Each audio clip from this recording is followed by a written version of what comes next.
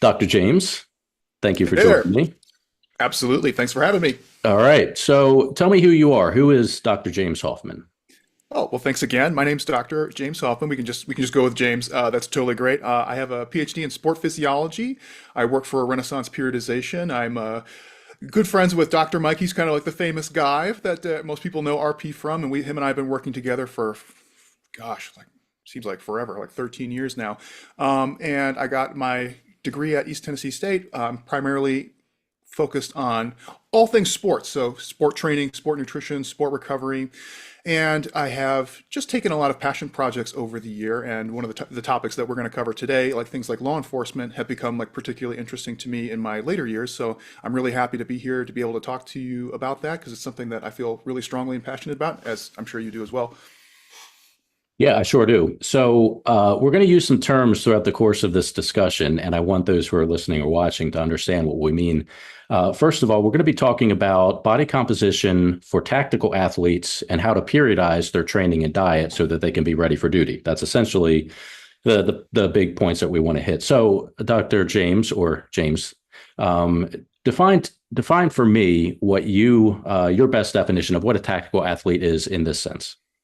Yeah, so I certainly don't want to get like a textbook definition wrong here. I'm sure there are some people who have a very specific idea of what that is in mind. But to me, our tactical athletes are kind of a handful of groups of people. There are first responders, so people who are in like law enforcement, firefighting, EMS, things along those lines. Can also include people who work at various levels of, the military, can work for private contracting, any of those kind of things. So we essentially have people who have a very physically demanding job. Their jobs often put them in the immediate risk of danger of their own lives, of their own safety, and they are often out in our communities, trying to serve the betterment of our society or of our nation, et cetera. Sometimes we tend to think of tactical athletes as this very like combat intensive role. I tend to also include things like EMS, firefighting, police in there, which may not, which can include combat, but does not necessarily include combat roles, though they are still putting their lives on the line for the betterment of all of us. That's how I tend to think about it. I'm sure there's maybe a better textbook definition of that, but that's the groups that I tend to think of when we talk about tactical athletes. Yeah, so fitness and readiness for duty is important. And one of the most important components of that is body composition. As we use the term body composition throughout the course of our discussion, what do we mean by that? Yeah, we'll keep this one really simple. Body composition primarily refers to, your body weight, the percentage body fat that you have, and also the amount of lean body mass that you have, right? So we're kind of looking at your weight as a whole. We're also looking at how much fat you are carrying and then how much muscle mass you are carrying. And so this is typical body fat percentage test type stuff. You can do like an in-body scan, an underwater weighing, a DEXA scan, all of these types of things. But when we say body composition, we're kind of referring to all of those things together. So like how much fat, how much muscle, how much overall body weight or mass that you have. So, in the context of police officers, law enforcement specifically, I work in a medium sized city in Annapolis, Maryland. It's the Annapolis Police Department. And we run about 100 strong, give or take, as far as our staffing goes, all varying levels of fitness and readiness. So, when we start to train and we talk about training and nutrition and periodization, explain to the layperson what periodization is in this context for police officers for diet and training. Yeah, absolutely. So periodization, just on a very broad sense, is just the kind of logical sequencing of our training so that we can maximize our performance outcomes at predetermined time points. And this is what we see in sport training very commonly, right? You set up your training so that you can have the best possible competition when you have a marathon or a soccer game or a boxing match or anything like that. We can take that same idea and apply it to our tactical athletes. The big challenge here is that unlike most sport competitions where our competitions are predetermined, right? We have certain days where we know we have to perform particularly well. With our tactical athletes, we don't always know when we need to be in tip-top shape because the nature of the work is such that sometimes you have lower periods, sometimes you have more moderate periods, and sometimes you have some really crazy stuff going on, and it could be at any given time. It's unpredictable. That's kind of the big challenge with periodization for our tactical athletes because we can't necessarily say, I know exactly when I need to be in tip-top shape. The problem that you run into there is you need to train hard, and you also need to diet hard to make the gains in fitness that you want. So if you want to gain muscle, gain strength, gain power, or lose fat, you have to do a combination of rigorous training and diet, all of which can generate a lot of fatigue. The problem that you run into is if you're training so hard that you're so fatigued, now you may not be able to operate at the best level, which could put yourself and other people in danger.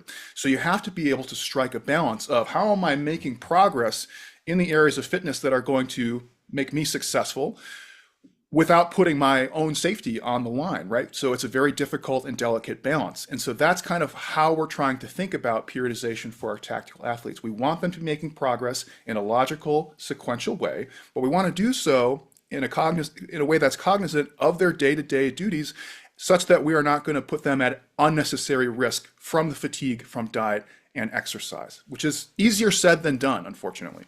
Sounds obvious, right? Like, don't train so hard that you're too tired to do your job. Well, it's like, well, you need to be that tired sometimes in order to make gains in fitness. Otherwise, you're just going to stay the same. So there's a balance there. Yeah, that is a delicate. It is a very delicate balance, and you and I have chatted before about using seasonal periods during seasons, and then we're in a subtropical humid climate here in the Mid-Atlantic in Maryland, anyway, and so we have mild to cold winters, and we can have potentially extremely hot and humid summers. Whereas spring and autumn, they kind of fall anywhere in between there. So our discussions in the past had talked about, okay, so police work in general, particularly in the city of Annapolis, calls for service at the call volume is typically lower in the months of November through February, probably. But the challenge there is we can say, okay, well, let's use this period of time to let's work on some building some muscle tissue, building some explosive power and strength, depending on what the specificity of the outcome is desired. Then we have, okay, it's cold outside, so a police officer is less likely to exercise outside, to work out outside, to get out of the vehicle, their police car, and walk around and engage in community outreach, which is, what we do. Essentially, that's the main backbone and mission of the Annapolis Police Department. But, we have with all the different fitness levels, the conversation you and I have had is in police work, there's a lot of obesity. And how can that, in your professional opinion, having police officers who are obese or overweight or generally out of shape then translate into the field and some of the pros and cons? I don't know. I can't think of a pro, but some of the cons that are associated with having an obesity problem. Yeah, man, there's so many branch off points to get there. So much to talk about. So first, just for your audience, like, I don't have any personal or professional ties to law enforcement. I'm just total outside observer trying to make the best evidence-based recommendations I can. So I just want to put my cards on the table. No law Sure. enforcement in my family or my professional life. So anyways, looking through everything, right? One of the things that kind of strikes me when you read through a lot of kind of like the tactical athlete resources that you see out there, I'm not trying to poo-poo on any of them in particular, but a lot of them are hyper focused on these nitty-gritty details of like, okay, should you be doing sled pushing for firefighting or sled pulling? Should you do this bench press versus that bench press for police work? Should you be doing, this far of a sprint, or that far of a sprint for EMS? And one of the things that just sticks out to me when I read through a lot of these resources, makes me want to like bang my head against the wall as a sport physiologist, is that we are missing the mark entirely. It's not that what they're saying is bad or wrong, but the aim is completely misguided, right? So it's like you're talking about these nitty-gritty details without first establishing, like, what are you actually trying to do here, right? You are putting the cart before the horse, so to speak. And when we start to break these things down in sport physiology, the first thing that we always start with is what we call a needs analysis, right? Which is where we take a couple different points about the sport or activity in question, and we start to break it down, right? So if we say we need to build a needs analysis for law enforcement, we have to start breaking down like, okay, well, what does it mean? What does it mean to be a police officer at these various different levels? What are the things you actually have to do? How far do they have to run? Do they have to jump and vault over things? Do they have to pick things up and carry them? If so, how much? How far, right? We start to break these things down a little bit. We also start to look at things like body composition, like how much body fat should you have, how much lean body mass should you have. We can look at things like, and how all of those things relate to things like strength, blah, blah, blah. And we start to develop some key performance indices of here are the factors that make for successful athletes. And in this case, tactical athletes are law enforcement officers, right? So we find the variables that are most related to success in the field. So that's our specificity case. So that outlines our goal altogether, right? So it's like, I want to be better at my job as a law enforcement officer. Okay, well, we have to identify what does that mean? That means you're going to have to sprint this distance. That means you're going to have X, Y, and Z fitness skills and tactics, and we have to be able to assess those. And so we're going to find the variables that represent those metrics the best, and that's going to be our means of assessment. Now, we can start to look at the populations that we're dealing with. You said you had a staff of about 100 or so people. Yep, yeah, that's correct. right. Yep. So then we can start doing our assessments on our officers and say like, okay, I know that my officer should be roughly, this much body fat. They should be roughly this strong, this fast, jump this high. I can assess them. And what we want to start doing is breaking down our individuals into groups where we say, okay, for this metric, this person is adequate. For this metric, they are inadequate. And maybe for others, they might be exceptional, right? For example, strength's one that comes to mind. It's very common where you see some people, like if you need to perform a strength task, whatever assessment that you're using, they might be fine. But you might have other people in your same group of police officers who are like 2 standard deviations stronger than everyone else. Maybe because they lift, maybe because they're just like a genetic freak, who cares? But they are way above the necessary requirements of strength. And then, of course, you're going to have other people who are sub-adequate, right? They're not able to complete the strength task that we have associated with success in the field. Now we're getting somewhere, right? Because now we're actually laying out what are the things that matter and how do my athletes fall within these normative standards that we have identified. This now sets up the training that we need to do. Instead of just thinking about it like, okay, I need my staff members to go out and get some workouts in. Now we can start to break it down and say, this is the exact things you need to be good at your job. Here's where you stand. And now we can start putting emphases on your programs accordingly, right? So should you make a person who is super duper strong using the assessments that you have laid out focus on strength? Maybe not. Maybe they're lagging in other areas. And that's where you start to put your time and attention on. And what you're going to find is that a lot of your staff members are going to be different. Now, and I'm rambling here, sorry in advance, but I'm coming full circle to kind of some of the topics that we're talking about. When I have done my own little needs analysis looking at law enforcement, there's the humongous elephant in the room, and I mean that playfully, you'll see why in a moment, is because there is a body composition problem. So the way I've kind of come to learn about law enforcement in this needs analysis is that police officers generally don't have a fitness problem, they have a fatness problem. And unfortunately, what you see is an increasing trend over time. So once people move from the cadet stage into their full-time employment, their body fat levels tend to increase over time. Not because it's supposed to, it's because their fitness and their body composition is getting worse over time, which is a huge problem for their ability to execute their tasks. It's also a huge problem for their health, and it's probably not great for their employers who are paying all of their health costs. So what's really interesting, right? So going back to what we were kind of talking about, if you read, a TSAC article that says police officers should be doing, this type of training, it's like, wrong. The first thing you need to figure out is where do you stand in relation to the demands of your job? And the first biggest funnel, undeniably so, at least from my outside perspective, and I'm curious to see if you agree with me, is body composition.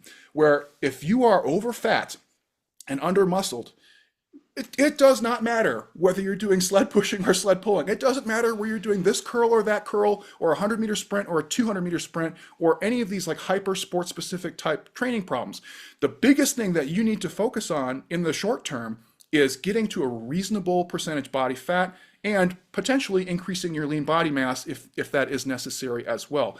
Being over fat is going to be the biggest performance inhibitor out of anything, right? So it's one of these things where you and I could lay out this needs analysis and you say, okay, I need my officers to be able to do a vaulting jump of, let's just say 20 inches.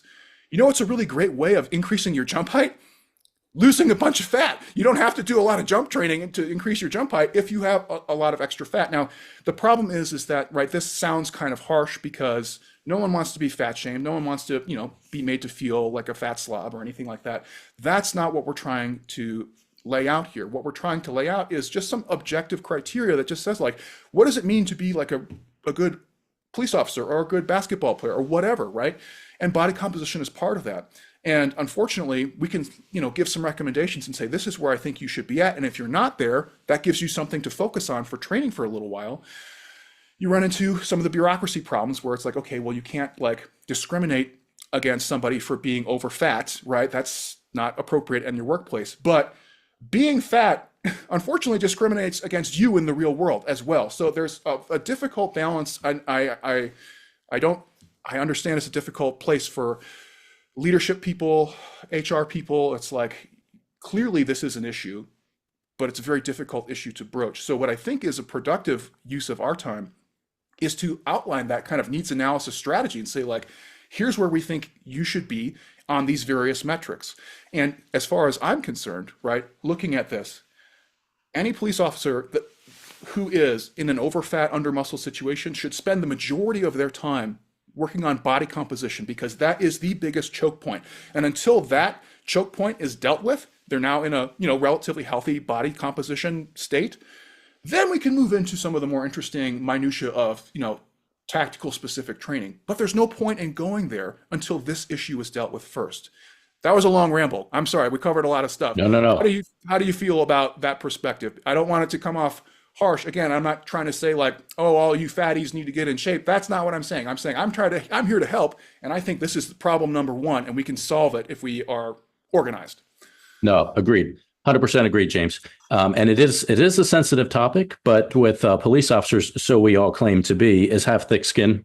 So, I don't know that necessarily the body shaming is a massive issue. Is it sensitive? And I've had the conversation. In fact, I was just talking to a colleague the other day, and I was saying is part of what I do is part of the wellness program at the Annapolis PD is I've said, fitness and working out isn't for everybody, but that thought process has been changing for me a lot lately, particularly with conversations that you and I have had and others that, what, you chose a profession in which fitness, exercise, training, a healthy body composition, in this case, it has to be your thing. And with the body composition comes increased and enhanced performance, certainly on the street, on the road, as we refer to it. And if we're ever in a physical altercation with somebody, we've got to be able to hold our own for at least a few minutes. Yes. And with that overfat state and the undermuscled state without any kind of endurance, it can get ugly quick. And unfortunately, then we have to escalate up the use of force continuum, which we Yes. don't want to do. Ultimately, we don't want to use lethal force. We've all seen police training videos on YouTube, some doctored, some not, where we see an officer struggling, which could in some cases not necessarily be for their life, but they end up being struggling for their life because they cannot hold their own. There are, of course, the variables of, a smaller framed, statured person having to get the physical altercation with somebody who is larger, heavy set, or heavily muscled, and on PCP, for example, and under the Oh, influence. nightmare. Yeah, and that's Nightmare. So that can be bad. That can be ugly. And so at least be able to hold our own. What we do in the Annapolis PD is we have officers who are kind of clustered into what we call posts, and there's a couple officers that work in these posts, and it's a very small city. It's about 7 square miles. So if you need help and you ring the bell, you're going to have somebody with you within a minute or two. A minute or two is a long time when you're Oh grappling yeah. with somebody. Oh yeah. And we just don't see a professional appearance thing with body composition. Of course, we want to reflect positively on our agency and our city. Taxpayers want to see that as well. But that performance in the street, just with potentially the most important physical component of a police officer's life, who can change the lives of countless people just in a matter of seconds. And by improving that body composition, to your point, then we have a readiness for duty, and we address that first. And we are getting a vertical that's improved just based on the fact that you lost, a couple percent of your body fat over a period of time. And where you have the officers who are a little bit stronger in that case, who are leaner, who do exercise on a regular basis, and then you have those who are completely sedentary and they're on the other side of the spectrum. So the challenge then is, as a wellness coordinator and police training divisions, is to then kind of really hone in and niche down that to the body composition. You mentioned some of the metrics a little bit earlier about how far you can run, if you can carry or drag a weighted object, if you have to climb over something. The state of Maryland does have and mandates police departments, every police department in the state of Maryland, every police officer who is sworn in the state of Maryland has to undergo a physical agility assessment at least once annually. And those metrics, or those obstacles, if you call them obstacles, would include running up and down a flight of stairs and climbing over a 4-foot barrier and dragging a 150-pound dummy for 15 feet. That's not overly challenging for most officers. And that's something that I've taken issue with is even the most sedentary, unfit, for lack of a better term, officer can perform that physical agility assessment with ease. That's fine. That shouldn't be the standard in which we as a police department in-house sets it up. We need to address, for example, a body composition. And I've had a conversation with a retired Maryland State Trooper the other day. When he started with the Maryland State Police, they had height and weight and vision. I'm sure they still do to some degree, but my understanding is they're not discriminating based on height anymore. So a man can be of smaller stature than what you would typically expect a state trooper to be. That's a whole nother conversation as well. But it's so there are those kind of things where we want to get away from the slippery slope of, as you said, making the rank and file feel a certain way and have negative emotions about being quote unquote fat shamed. But then to your point, periodization and body composition, focusing on that.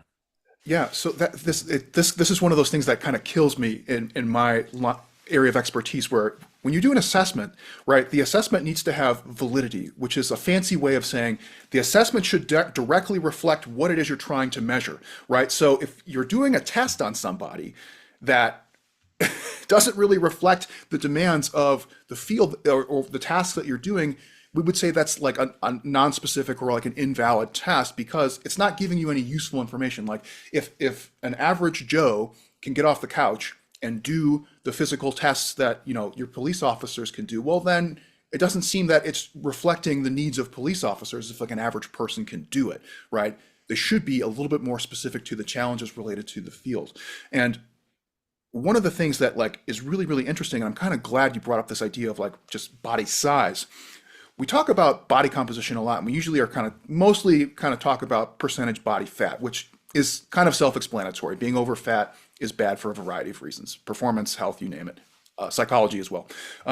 But one thing that is really interesting, if you look through a lot of the tasks that police officers have to do, and again, it's going to be variable depending on geography and which precincts and stuff you're working in, but a lot of them are primarily what we call anaerobic tasks, or more kind of strength power oriented tasks. And what's interesting is that some of them are actually kind of dependent on, I don't want to use the word ballast because ballast kind of implies like you got like a big gut, like a NFL football player, right? But some of them actually are kind of size and, like, I would say, lean body mass dependent, meaning you might actually be too small in some cases, or not heavy enough to execute the task well. Some really common examples are like lift and carry, wrestling, trying to subdue someone, pushing and pulling heavy objects, right? And then also just lean body mass is a great potentiator of just general strength and power, right? So if you gain muscle, you get stronger, and it makes a lot of that stuff easier just by default. But there are instances where you can have somebody who is very strong relative to their own size. Like they might be a really good squatter or deadlifter, But if you have, like a 120-pound female officer versus like a 200-pound male, and now in a wrestling match, like it doesn't matter what her strength to body weight ratio is at that point. She just needs more body weight to actually be able to, be competitive in this situation with this male. It's not necessarily a male or female thing. It's just like it's a very clear example, right? Same thing goes with, with males, females, blah, blah, blah. There is actually probably, and this is one I haven't really quite landed on a hard recommendation yet, but it does seem clear that there is kind of a muscle mass requirement for a lot of these different metrics. Or if you funnel them down to their kind of logical funnels, a lot of them are strength dependent or power dependent, which is heavily influenced by how much LBM that you have. So again, not trying to beat this horse dead, but it's like this idea of body composition is so important. It's so obvious where it's like, if you're too fat or under muscled, you're not going to do a lot of these tasks well. And so it just seems crazy that that is not a focal point on a lot of these assessments, because it is probably the most tangible, actionable thing you can do right now to try and improve your outcomes in this field. Like if you want to be better, gain muscle, lose fat. Now there's going to be diminishing returns at some point, right? Like if you're trying to get like bodybuilder stage lean, now you're going to be fatigued all the time just because you're so drained. You won't be able to execute your task very well. If you're spending all of your time trying to get as huge as possible, that also might not be a good use of your time. Although you could have, there are instances like Ronnie Coleman was famously a police officer and went on to be multiple time Mr. Olympia, right? There are instances where people are super jacked like that, and that's fine. But if you're trying to do your needs analysis and say like, where is my time best spent? There is a point of diminishing returns on both of those things, right? You are lean enough, you are muscular enough, and now you might pivot to other aspects of training that maybe you are not as good at, right? So it's not to say body composition all the time, but it is to say this is the big funnel, and we really don't have to worry about plyometrics or, clean and jerks or any of that stuff until this is dealt with first. And the trouble that you run into too, sorry to keep, I'm rambling. No, it's fine, please. Where it gets complicated, right? Where the fat loss part, believe it or not, to me is kind of the more straightforward part, because it's just a matter of, some like good old fashioned hypertrophy training, energy deficit for chunks at a time, interspersed with some maintenance periods. I know that's easier said than done, but at least framework wise, relatively easy. Gaining muscle is slow and difficult, and the trouble with gaining muscle is that you will concurrently be gaining fat along the way. So when you do a muscle gain, aside from beginners who sometimes can gain muscle without a lot of fat or any at all, most people who have been training will have to gain fat and muscle at the same time, which then implies you are going to become slightly over fat for a period to gain the muscle and then have to reduce that fat back down. So now you were kind of juggling two things instead of just the one of weight loss. So it gets complicated. It's understandably difficult, which is why I don't see a lot of really great resources out there on this topic. Yeah, when I talk about periodization to people for fat loss, particularly mainly fat loss, and so kind of a case study and a personal story is, though I have decades worth of fitness, strength training, education, and credentials, I had gotten to the point as a competitive powerlifter to be very overfat, and having an overfat state can carry over, and you can do well on the platform in some cases, but you waddle back over to the chair and you sit down for the rest of your 2-hour training session. And that's about the extent of your exertion until the next squat workout. Right. Yeah. So what did I do at age 38? I said, all right, I think I'm done powerlifting, but I didn't change anything. I didn't, except the thing I did change was I quit working out. And so the calorie intake was still there. It got over fat. I say all this to say is, by using periodization, and it's real easy on a piece of paper when you sit down and show somebody that you're starting up here and then you're going to lose some fat. You're doing a little fat loss period and you go down, and then you maintain, or you gain a little muscle and you go up, and then you go down, And it's real easy to graph out on a piece of paper to make people understand that how simple the concept of periodization for fat loss in fact is. And I would go for, now I try to set my fat loss periods up to 12 weeks. I don't think I've ever made it 12 weeks, to be honest with you. I go a little aggressive early on. 10 weeks, I think 11 weeks is about the max before it completely poop out. And then I completely kind of to be conscientious of the fact that body water and is a thing that can mess with even the most Oh yeah. educated person's brain, and then you panic, and then you starve, and then you do excess cardio, and then you're in a greater state of fatigue, you're more injury prone. So structuring a fat loss program very straightforward, particularly with people who are extremely overfat and can lose a measurable amount of body fat in a pretty reasonable period of time, especially if they are extremely overfat. And then as I explain those periods, it makes a little bit more sense. It's easy to implement to eat in that calorie deficit for, well, what did you say, James? 10 to 12 weeks at a time. You think that's a pretty good time frame? Yeah, you're pretty much spot on. So everybody's going to be a little bit different. So I work with tons of clients to do weight loss, and everybody kind of tolerates it slightly differently. Some people like to do the like short, fast and furious one and get it over with. Some people like to just take a more modest pace. So usually we recommend anywhere between like 8 and 15 weeks, and we usually try to pair this with your training setup really well. So we like to use mesocycles for training, which is like a X number of weeks blocks of kind of training that are clumped together.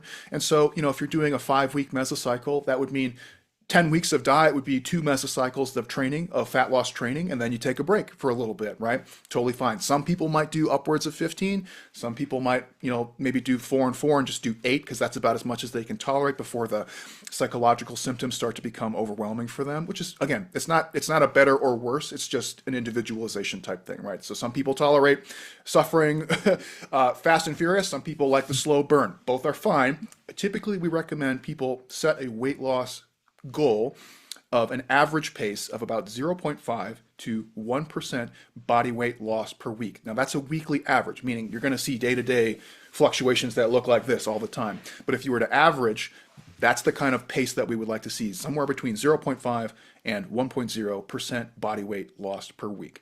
That's a good range where the weight loss is productive, it's tangible, like you're going to make meaningful change, and it's not so aggressive that you're going to be at unnecessary risk of muscle loss. So the problem that you run into is the more aggressive people often think like, I got to lose all this weight, right? The downside is the harder you go and the longer you go also, the more likely you are to potentially lose some muscle mass. A lot of that can be mitigated with good training practices, but the risk is still there.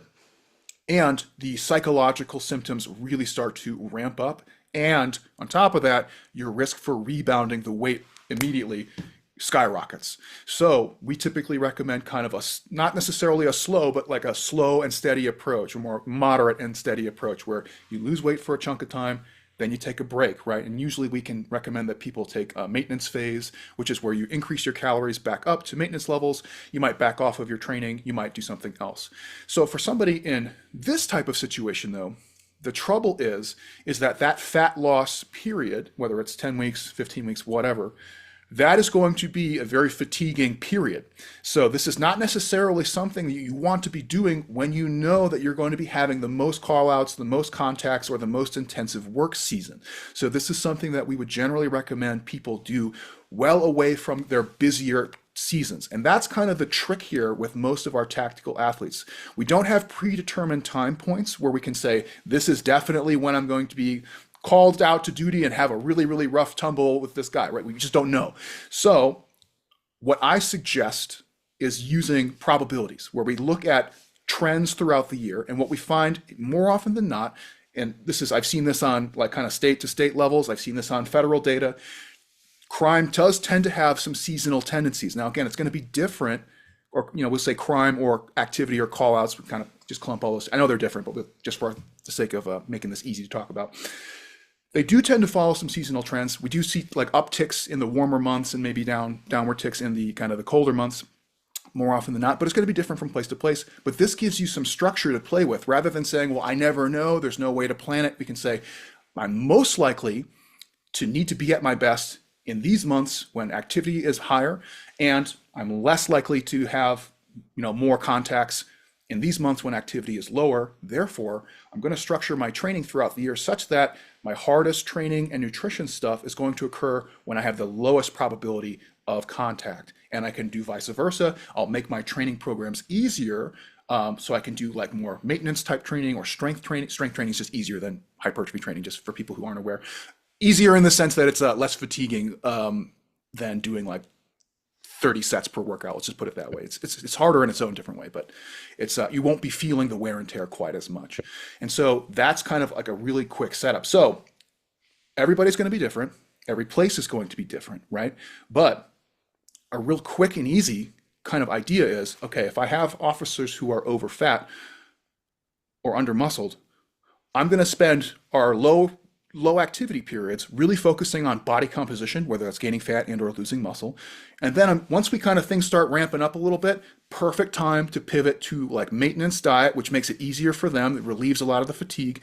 And I might pivot to either like more of maintenance style training, which is just like really easy training, or I might pivot to something more that's like more strength based, which pairs very well with the maintenance diet. So I might actually do like training for strength during that time.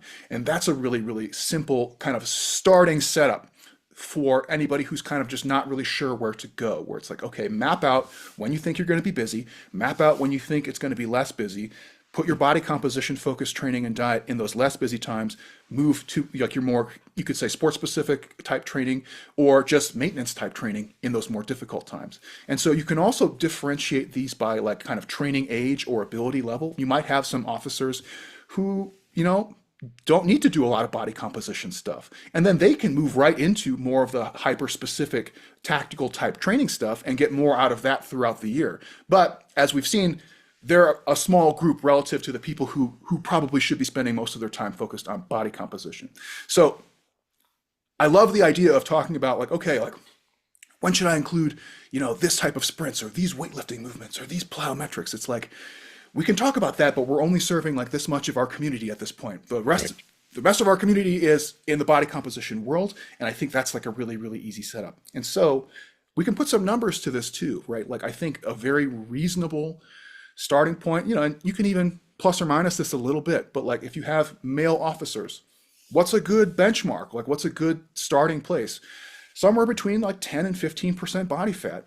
Not a bad recommendation. Very reasonable. Absolutely. You're not bodybuilding stage lean. You're not over fat. You're very normal. It's very normal. Obviously, there's some age considerations where the norms tick up with age over time, but as just a broad recommendation, 10 to 15, not bad for male officers. For female officers, we bump that up a little bit, maybe like 15 to 20%, right? Yep. So you can take that and say, okay, if I am above that, I should probably be spending a lot of my time doing this body composition stuff until I'm in that range. And then if I want to pivot afterwards, I can do that. So now I'm going to take that idea. I've identified, here's some reasonable starting points. I've identified that this myself or my staff members are a little over fat. I have my schedule laid out for the year. And now I can start planning out some of these periodization strategies saying, okay, during the months of November through March, we're doing body composition. And then once we start getting into like May, June, July, we're pivoting more into maintenance diet and strength training for that period of time. Easy way to just get some basic structure going rather than just winging it, which unfortunately is what I think a lot of people are doing. That's absolutely what a lot of people are doing. And you just described very simplicity, the concept of periodization.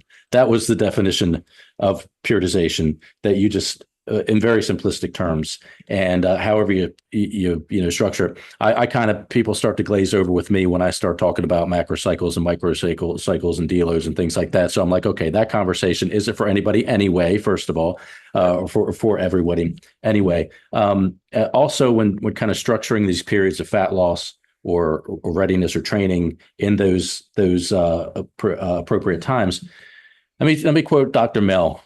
Right, she says. Dieting through vacations ruins diets and vacations. And so I think what people tend to do is they say, okay, I'm going to go ahead. I'm going to go on it just randomly. January 1st, I'm going to go on a diet. All right. But in there I got, St. Patrick's Day, I always like to go out and have a few drinks. I got a cruise scheduled at the end of January. I got this birthday party I'm going to, and I got a wedding scheduled a little bit down the road there. So they hit one of these events and they try to muscle or white knuckle their way through it. And if they happen to succeed in what they laid out to do, and that's fantastic until the next one. But they tend to get derailed and the motivation starts to back off there for them. So some of the math people talk about and ask the question, oh, how much weight is healthy to be lost in a week, or how much weight can I lose in a week? And one of the examples, you said between zero point 0.5 and 1% is a pretty good recommendation for most people. And through a period of 8 to 15 weeks, if we just pull kind of a sweet spot in there, the butter zone, maybe 10 weeks. Hmm. So for people who are a little slow at math, like me, a 250-pound person who is going to diet for 10 weeks at 1%, that's about 25 pounds over that period of time, which would average out about 2 pounds a week. So for that person, 2 pounds a week would be appropriate. But then we take that down and you have a 160-pound female who wants to do the Right. same thing. They're not losing 2.5 pounds of fat or 2 pounds of fat or body weight per week, whatever the case may be. Um, And if they so, did, they would just rebound it right back yeah. as soon as they stopped, right? That's the problem. So do you think it's safe to say then that people who have been in an extremely overfat state and they lose a substantial amount of weight over a period of 6 months or a year or 2 years, if it's really that big of an issue for them, then when they do kind of transition or pivot into a maintenance period, there's going to be some body water accumulation that comes with that.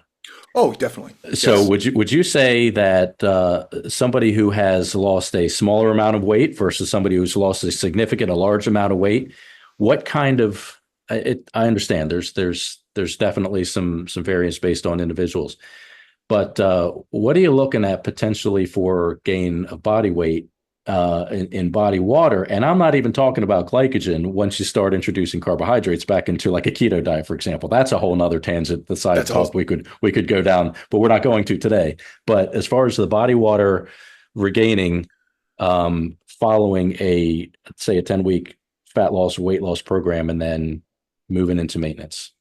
Yeah, so it's going to be variable depending mostly on the person's size and their muscularity, and for the reason that you just outlined. So when you diet, you start to deplete a lot of your endogenous energy stores, your muscle glycogen being one of them because you're using it while you work out. That glycogen holds quite a bit of water content. And so what ends up happening is as you increase your calories back up, you're increasing things like sodium, carbohydrates, right? Which just pulls a lot of water back into your system. So it's very normal when you have somebody who dieted for 10 weeks, you increase their calories a little bit up to what we think is a maintenance level. They're going to gain some water weight back, but it's not actually like tissue weight. They're not gaining fat back. It's literally just their swells are filling up with, or excuse me, their cells are swelling up with water again. And so typically, like with females, I usually see anywhere between like 1 to 3 pounds is pretty common. For males, depending on their size, can be anywhere from like 2 to 5. I have seen people who are huge, like really, really muscular people. They might go up like 10 pounds, and sometimes there's like drug use involved in that too, depending on what they're doing. But it's usually more of an issue of muscularity because your bigger muscle can hold more glycogen.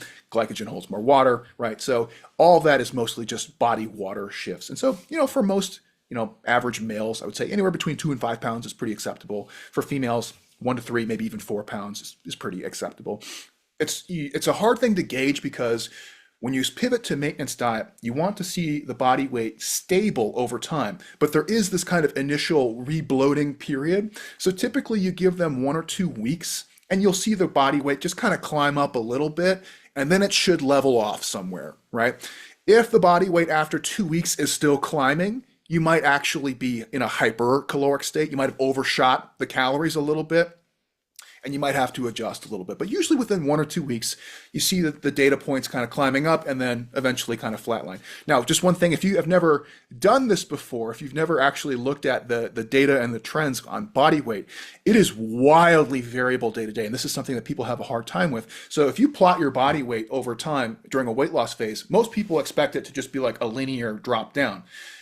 What it really is like a wild roller coaster of data points that are all over the place. And then you put a trend line on it, and then you see that nice straight line going down because the trend is on average, the body weights are moving down. But day to day, I mean, there is about a 2%, so plus or minus 2% just in measurement error alone.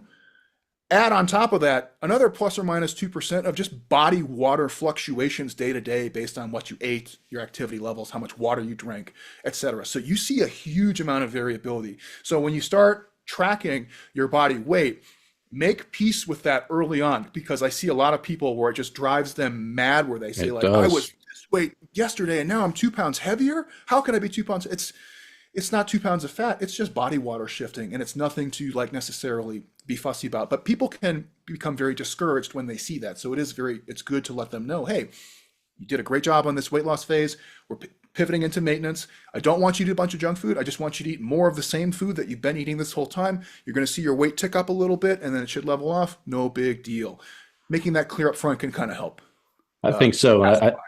I think as fitness professionals, we have a responsibility to do that because those day to day, hour to hour fluctuations I've seen, we've read about, and we know about, then disordered eating can come into play. And we say, okay, Absolutely. I gotta, it then becomes a potentially a binge purge, complete calorie restriction situation. And so I think we need to educate because that is one of the more common things is I'm on this fat loss diet. So I think RP posted on social media, Renaissance Periodization posted on social media at one point, and I borrowed it and I put it over on my personal page, is that somebody I've been in a calorie deficit for 2 months and I haven't lost a single pound, said the person who hasn't been in a calorie deficit for two Right. months.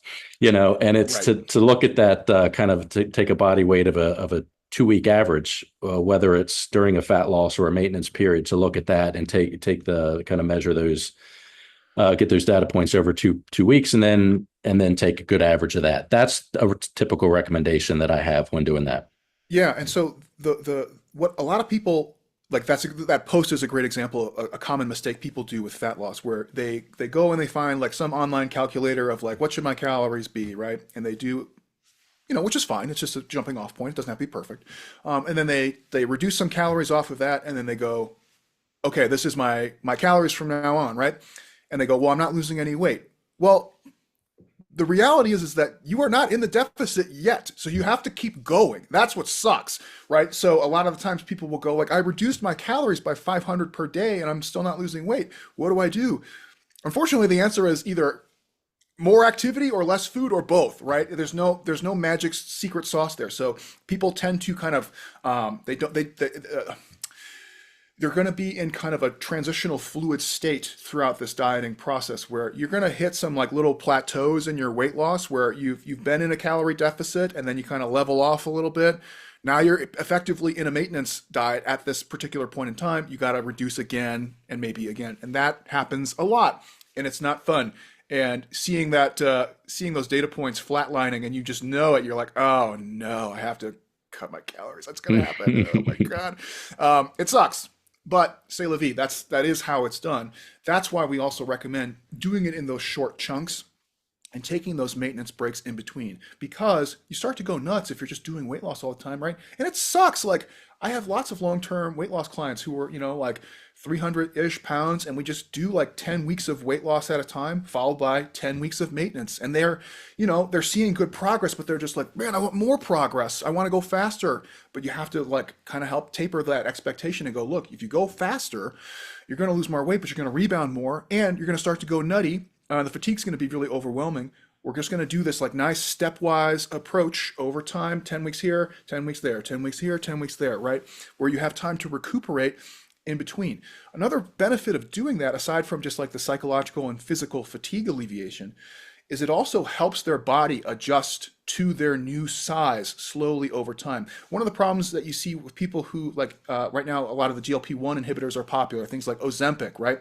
And people will lose a shitload of weight when they start Ozempic really, really quickly. But as soon as they come off, a lot of their natural hunger mechanisms and behaviors are still at 100 pounds ago, right? Their instinct is to eat like they were previously. The problem is it takes a while for your norms to readjust to your new body size. So taking those breaks in between, where you lose, then you maintain, lose, then maintain, it also helps temper a lot of those the bad thoughts that start creeping back into your mind slowly. So you might have been 280 pounds and you losing 28 pounds at a time or so, or whatever the math ends up being, right? Well, you might have gone through two cut and maintenance phases, but your body's still kind of like feeling like a 275-pound guy, right? You're not feeling like a 250-pound guy yet. And that just takes time. And that's why those little breaks can help just get you there slowly so that your behaviors, your instincts, your kind of the intuitive way that you feel and eat adjusts over time as well. So, with the simplicity of periodization and all of these variables and all of these details that we just discussed. So we have some of the unique challenges that police officers face. Okay, so we got periodization laid out. We know our busy periods of time. We know when we should be structuring our fat loss, our hardest lifting, our muscle building, however the case may be, when we have our goals set in mind with appropriate goal setting. So some of the challenges that police officers face: shift work, not having available food, which that's okay. So shift work, not having healthy food available to them, stress of the job, of course, trauma of all levels, whether it's personal or something that has accumulated over the course of a short career or a long career. Alcohol abuse is pretty big in the police officer profession. So all of these kind of challenges are what we face. What are a couple things that we can do to mitigate at least one or two of those things as we implement periodization into our programs? Yeah, the struggle is real. I mean, police officers face all sorts of just baffling challenges. That's why this is something that I got into, because the more I kind of looked into it, I was just like, God, how no wonder all the resources for these guys sucks. It's just too complicated for most people to tackle. So one of the big things that I really like to preach about is this idea of self-determination. And so here's like a fun fact. When you are feeling physically terrible from, let's say, really hard training and really hard diet, sometimes you can get this feeling of anxiety, nihilism, the sense that like your actions in the world are meaningless, it's pointless to do things. You feel kind of awash, like you feel like you have no control, no autonomy.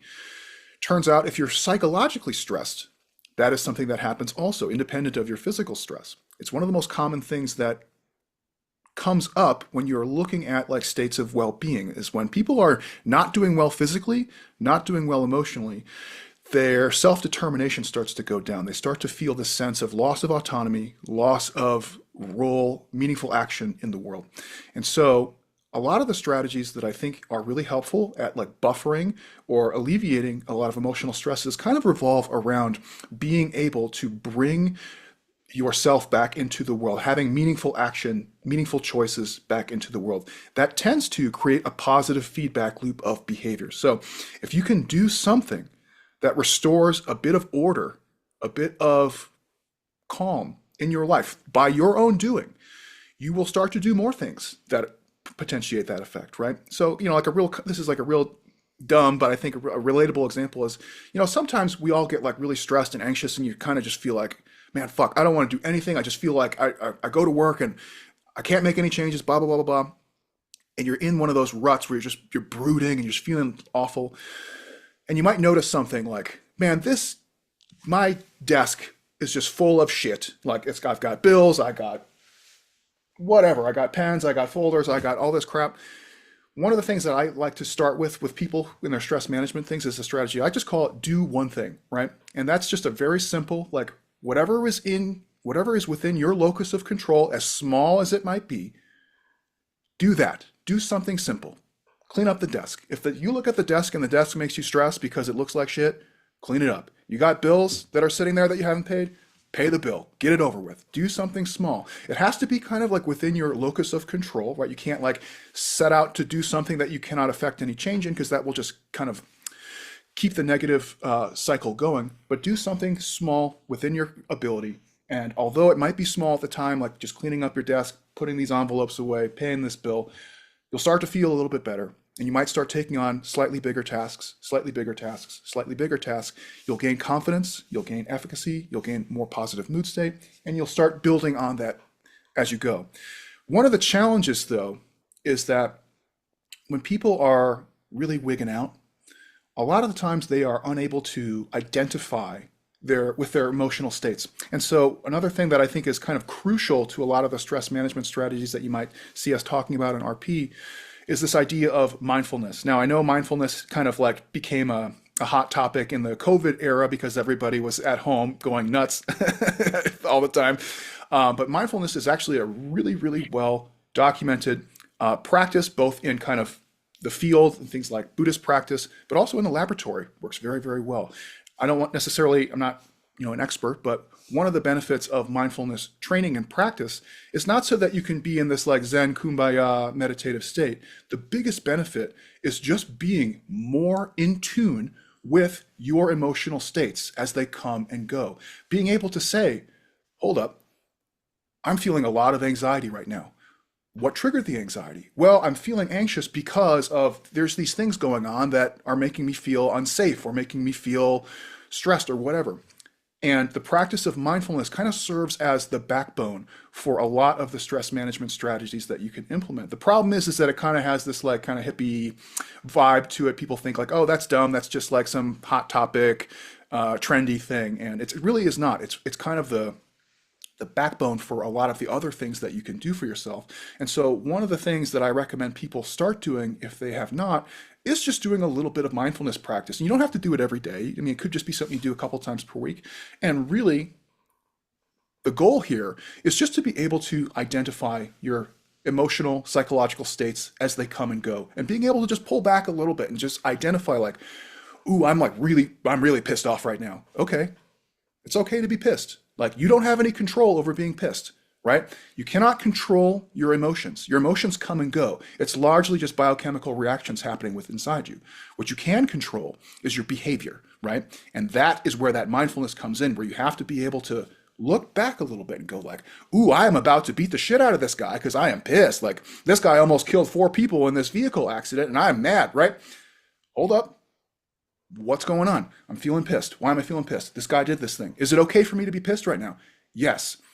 But we don't necessarily need to act out that way. We can control our behavior. We can't control our emotions. So that's one thing that drives me nuts with a lot of this like self-help shit is like you have to be able to like control your emotions in so many words. It's like you can't. It's not up to you whether you're anxious or pissed or sad or happy. It just happens. And you have to be able to see it for what it is. And then catch yourself in those moments and choose how you want to behave from that point on, knowing this is where you're at, which is difficult. I know it sounds like a no-brainer for most people, but most people don't have that emotional awareness to do such a thing, right? And so it's good to find, to catch yourself in those moments where you might say like, oh, I am just like, I'm in like a Batman brooding anxiety circle right now. Okay, I'm anxious. What can I do about it? I might choose to do something small. I might choose to just like, okay, here's some minor things that are making me stressed. I can use the do one thing strategy. Another strategy I like to recommend, I call it just remove yourself, right? And so removing yourself from a situation is psychologically kind of backing off of the situation or even physically removing yourself, like actually physically getting up and moving. Stupid example, you might be in a Zoom meeting with your boss and or your coworkers and you are finding yourself getting like really pissed or really upset and you're kind of ready to be like, shut the fuck up, Rick, right? What's a good way of not doing it? First off, you have to catch yourself in that moment going like, ooh, I am pissed and I am about to mouth off in a way that's probably not great. I don't know if I can control myself right now. It might be one of those moments where you just turn the camera and the microphone off and just say like, be right back. I have to do something, right? It's literally like when people say like, I need a minute, that's the idea where you say like, I'm going to just take myself out of this situation psychologically. And in some cases, physically might also be necessary. We might actually, and so like sometimes when I'm in a Zoom meeting and I feel myself getting upset, I'll do the same thing and I'll actually just get up and walk into the other room and just take a minute. And that's where that mindfulness comes in handy where you go like, okay, I need to leave. What am I feeling right now? What triggered it? How do I want to behave from this point on? And one thing that helps me, this is not like necessarily an evidence-based thing, but just something that in practice I have done is when I catch myself in these moments, which is not, again, easier said than done. When I catch myself in these moments and identify like what it is that I'm feeling, what triggered it? Okay, how would my most aspirational self behave? What would the best version of myself do in this moment? And what can I do to get there? Right? Again, detaching yourself from your current emotional, psychological states, and being able to identify like what the best version of myself would like to do in this situation, and then trying to aim my behavior in such a way that's over there like that. I know this sounds, maybe for some of the people that you're working with might sound like a lot of just kind of touchy-feely stuff, but this is one of those things, like if you make a real conscious effort to become more aware of your mood states and what is triggering them, and noticing that they come and go without your input. Doesn't matter how you feel about it. Like if you're feeling anxiety, it's there and it's going to sit there for a moment, and you're just going to have to sit there and fucking deal with it, right? Now, you can do that in a destructive way, or you can choose to orient your behavior in a productive, or at least in a way that's not going to cause you more harm, right? And so that's kind of like the big idea with some of the stress management strategies that you might see out there and mindfulness. And you kind of mentioned one of and I'm rambling again here, sorry. Yeah. One of the ones that you mentioned was the nutrition side, where it's like, okay, I don't have access to a lot of good foods. I tend to call bullshit on that, right? Because that is something that is within your locus of control. I'm not saying it's always easy, right? But if you're in one of those situations, like pre-pack some food next time. If you have to stop at McDonald's and then you're going to feel like shit because you ate a bunch of McDonald's afterwards and feel guilty about it, you have an option there, right? Pack a couple protein bars. Maybe pack, if you like to cook, like pack a couple meals that you can just pop open in a Tupperware, right? Those are things you can do to affect change. That is within your ability and locus of control. And the more you do it, the better you will feel about yourself. And if you have to like stop somewhere, like you don't have to get a Big Mac and a large Coke and a large fry. Like you can stop and get relatively healthy options. You don't have to eat the whole thing either, right? Like you can eat some of it. Those are things like are actionable and things that you can do. But again, I think kind of the big idea, the big aim is to bring back the self-determination, bring back your autonomy, and try to figure out how it is that you're feeling and what it is that you would like the best version of yourself to do in these situations. Easier said than done, I know. Those three things I was just going to repeat, just verbatim what you just said. And I think that's a good practice. And I think for police officers, maybe for a lot of people, but particularly police officers, it does take repetition and to understand, and I mean repetition as far as educating and understand mindfulness, detaching yourself. I really like what would the best version of me do. That's something that, and just do one thing, and that can be something that, like I can apply in my life professionally and personally and with training and getting kind of over those little humps.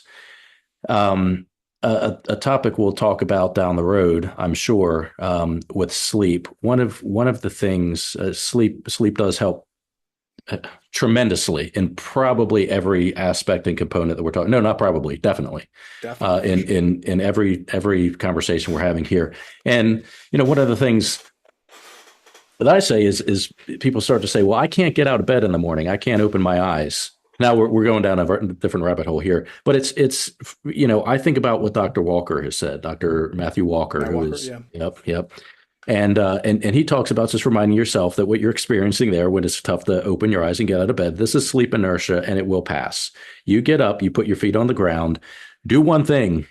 And for a lot of us, it's putting the feet on the ground and running a brush over your teeth, and boom, you're good. And knowing that in most often than not, or more often than not, for most people, that sleep on it, it solves or undoes a lot of things you thought were going on in life. Oh yeah. So what then are some? We kind of talked about it. You called bullshit on one thing. What are some of the myths that might exist out there when it comes to fat loss? And when we dial it in and we say for a population that is professionally active and busy, such as police officers, I think we would say one, that there's not easy access to healthy food. There is. Bring your own. Stop off at a spot that has some apples and some skim milk or something. What are some of the myths out there that people might be getting stuck in, police officers specifically in this case? Yeah, for sure. And I kind of just wanted to backtrack real quick on that topic of sleep, because that, like, sleep is one of those, if you're not getting adequate sleep every night, I mean, everything downstream of that is just fucked at that point. So, pardon my French. People might not know a lack of sleep is both obesogenic, meaning it makes you fatter. It's also carcinogenic. You're more likely to get various cancers. So Making sleep a big priority is humongous, not only for your physical performance, but for your psychological well-being and for your health. And I know, again, it's easier said than done, but for people who are having a hard time with their sleep routines, Matt Walker's book is really great. Definitely check that out. We have a book called Recovering from Training on the RP website where we give a lot of sleep recommendations, but a lot of it has to do with like just developing really good sleep hygiene rather than I don't know, these like little tips and tricks that you see online, which a lot of it is really just based on like starting to actually settle into like consistent, repeatable bedtime routines where you wake up at the same time, you start winding down at the same time, you stop drinking fluids maybe at a certain point, so you're not going pee all Yep, night, et cetera, et cetera. And that's a whole big can of worms in and of itself. But it yeah, is. definitely, sleep is really good. And for people who have a hard time getting into a good sleep routine, just a quick tip on this one. Start with the wake up time. A lot of people start with the bedtime. It's actually easier for your circadian rhythms to adjust, being staying awake when you're tired rather than trying to go to sleep when you're not tired, right? So hard wake up time is the step number one. And then from there, your natural sleep pressure will adjust based on the fatigue that you felt because you're going to have a couple days where you got up earlier than you wanted to, and then your routines will kind of go from there. Don't start with bedtime, start with wake up time, and that actually is a big thing. um, okay, let's get to the actual topic at hand, which was like fads and myths regarding weight loss, right? The big one that we deal with probably the most with the general populace, and I'm sure with you guys as well, is kind of the idea of like eating healthy, right? For weight loss, this is kind of the dirty little secret.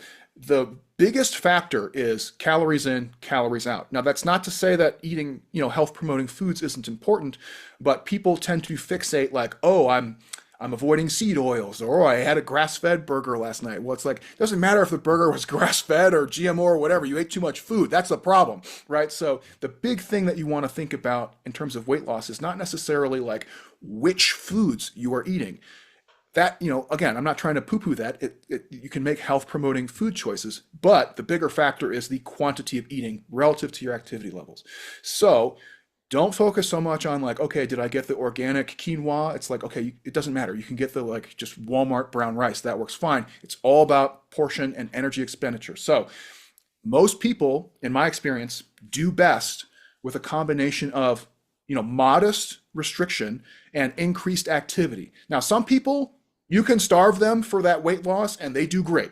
Other people, you ask them to do 20,000 steps per day, and that's what they prefer. They want to eat as much as they can and they would rather do more activity. That's fine too. Most people, I would recommend reducing your daily calories by, a noticeable chunk, maybe like 250 to 500 per day, and increasing your activity levels using something like a step count.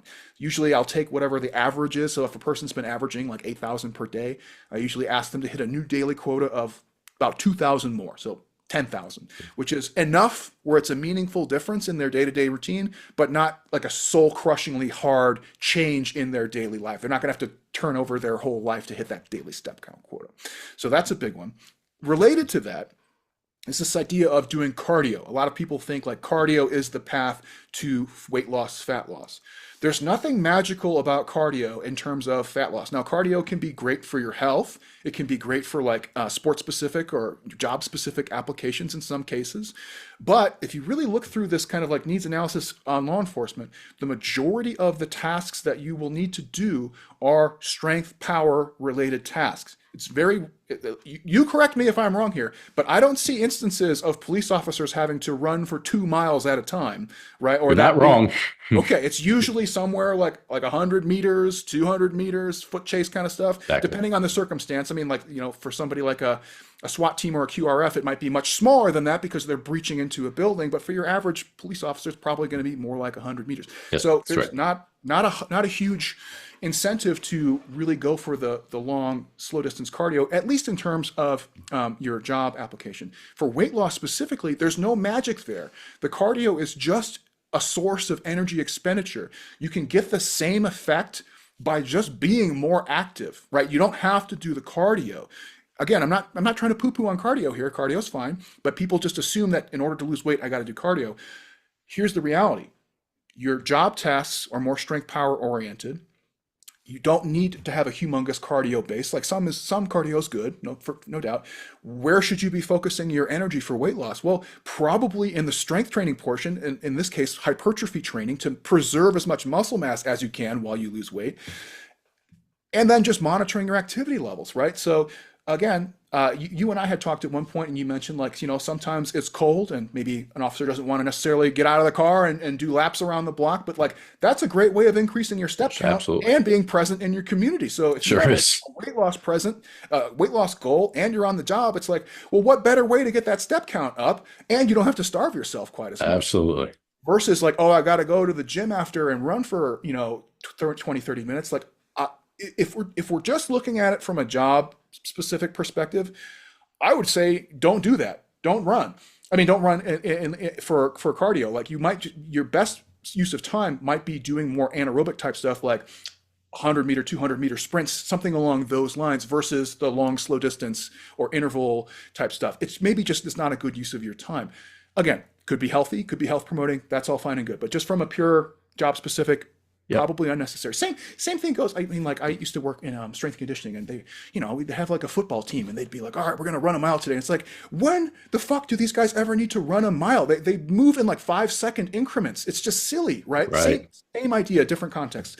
Don't do that. So that's another big one where it's like this cardio for weight loss. It's like cardio for health.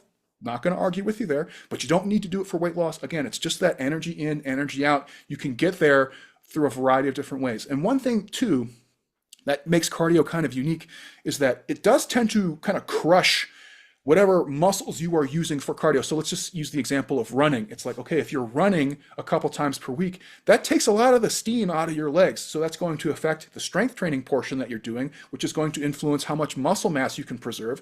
And it's going to influence your ability to execute on the job when your legs are really fatigued all the time. So there's trade-offs there to be considered, but that's kind of the ones that I see a lot is like the eating, like only eating clean, and like the cardio are kind of the ones that like are just very, very pervasive. I'm sure there's a ton of other ones. What are some other, do you have any other ones you throw at me I can help myth bust here? Those are the ones that No, are just coming to mind off the top of my head. yeah, no, no, those are the biggies for sure. And I want to continue this conversation. I'm going to call it here for today. We'll continue the conversation because I want to talk more things about you with sleep and recovery in general, and some more topics specific for police officers, tactical athletes in this case. So, Dr. James, where can I find you? Who do you work for? What do you do? And what are you going to be doing? Yeah, well, thanks again for having me. So I primarily work through RP, Renaissance Periodization. I'm also an adjunct professor at Lehman College. I should have mentioned that probably before. Hmm. But RP is where you can find me. I am on Instagram, but I don't. I'm like a hermit. I live in Montana. I barely poke my head out the door on the social media every now and again. So I'm not the most responsive on there. But all the stuff all my works can be found on Renaissance Periodization. We have a whole bunch of like books on the topics of nutrition, recovery strategies, hypertrophy training. We have apps that do a lot of this stuff for you. If you don't want to do it, we also have things like coaching and stuff like that. But that's where you can find all things that I have worked on.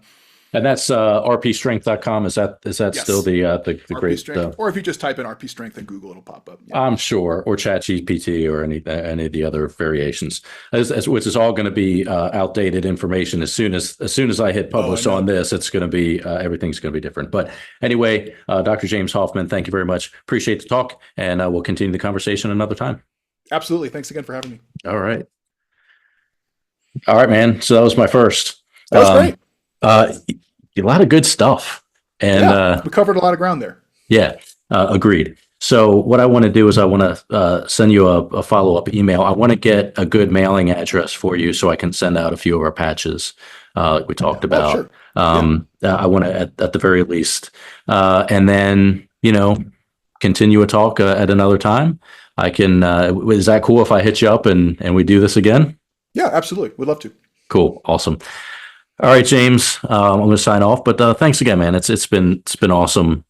Just the past week or so talking to you and getting ready for this, and kind of my learning curve that I'm right at the beginning of my little podcast journey here.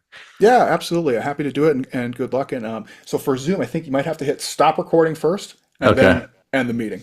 I don't even know where I see stop recording. Stop recording, record. There it is. Stop recording and then end the meeting. Okay, great. All right. Thanks, James. Appreciate it.